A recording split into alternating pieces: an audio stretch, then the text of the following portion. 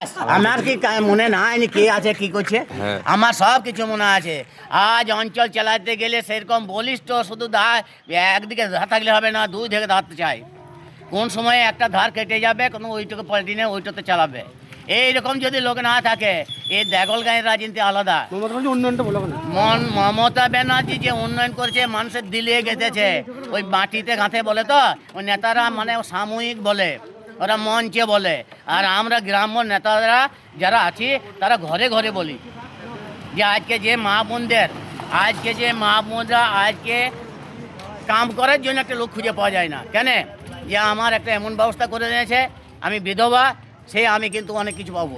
তার বাদে চালের অন্তদয়, অমুক তশক, তার বাদে আপনার দরকার পাল পরব আছে, তাদের যে ব্যবস্থা উপস্থিত কন্যাশ্রী, রূপশ্রী, বাচ্চাদের ছোট থেকে নিয়ে একবার কি বড় পর্যন্ত তার বিয়ের ব্যবস্থা পর্যন্ত করে দিয়েছে।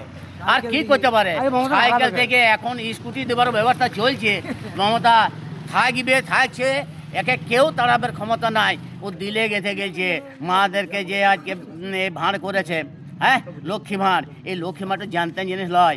আজকে মহাজনদের যে ভাতা করেছে, হ্যাঁ, যে ইমাম ভাতা করেছে, এর চারটিখানি কথা লয়।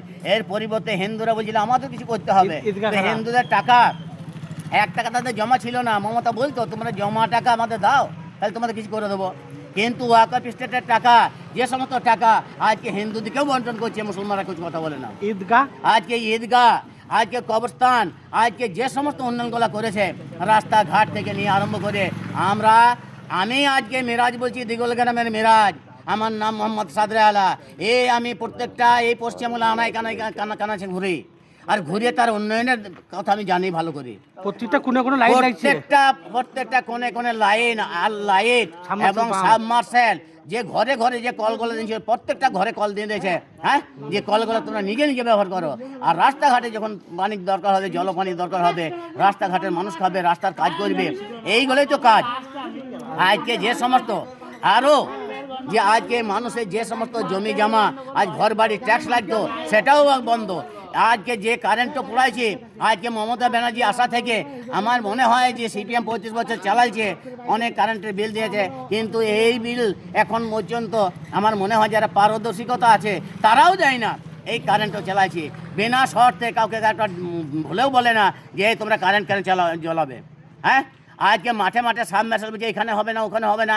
এই সিপিএম সরকার বলেছিল, আজকে সাবমার্শালে মাঠ ভরে গেল। আজকে যেখানে সেখানে ফসল হবে, সেই ফসলটা যদি না হয় মানুষ খাবে কোথা? আকাশ থেকে পড়বে গম, ধান, চাল, কলাই, মাকড়, এইসব বলা। হ্যাঁ, আজকে চাষিদিকে যা করেছে এর বলার কিছু নাই।